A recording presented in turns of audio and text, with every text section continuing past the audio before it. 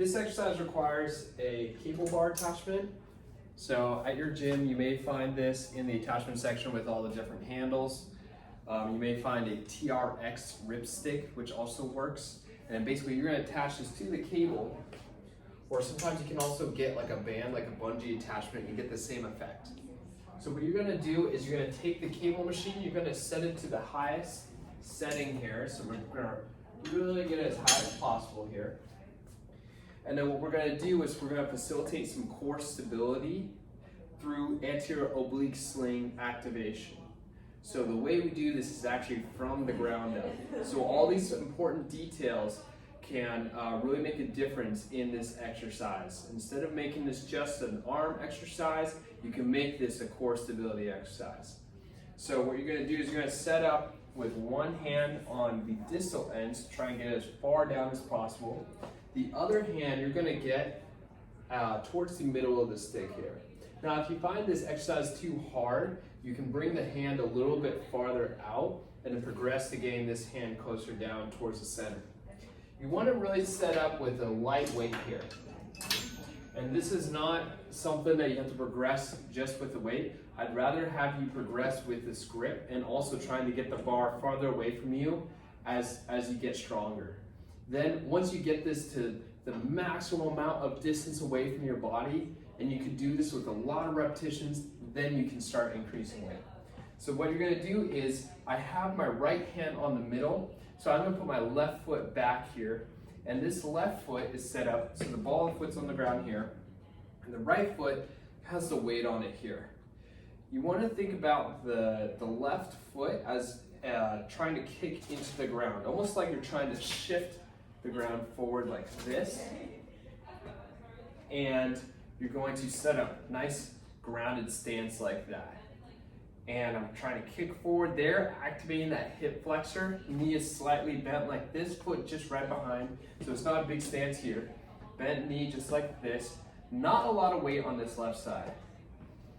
Then here, we're gonna take this pelvis, we're gonna tuck it underneath like this.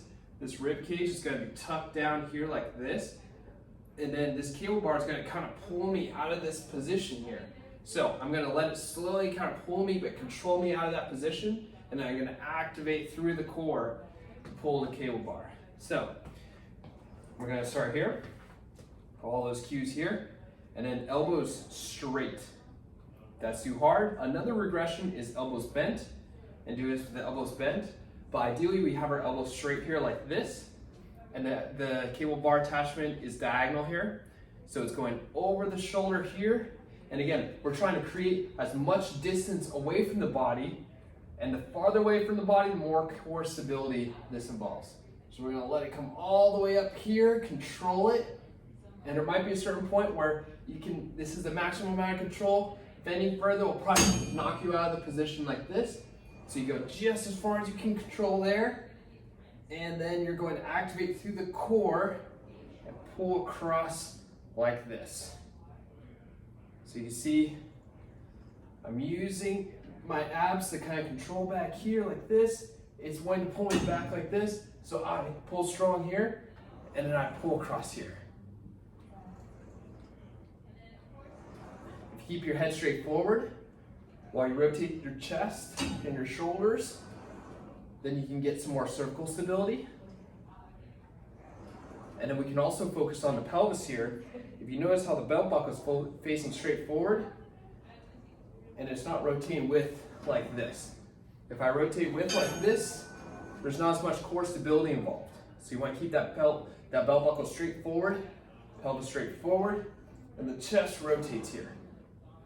A big mistake with this one is just using your arms here like this and getting a good arm workout, but you're not getting as much of a core workout like we would want with this.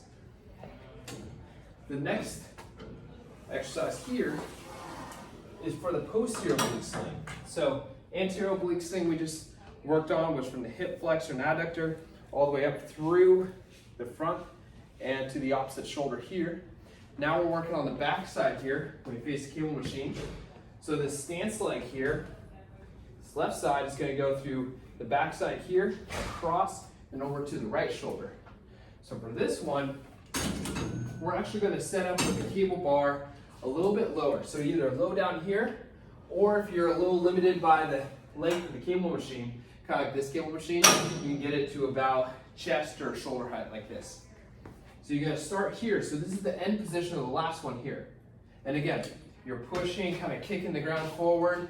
The right hand is in the middle. The left foot is forward this time. Left hand at the end of the cable bar attachment. And then here it's kind of like we're shoveling back like this. So it's going to pull you here, but you're going to use some of these back muscles to keep it from pulling you down like this. So control it down, and then you're going to pull back, and there. So that's the limit of the cable machine. That's as far as you go.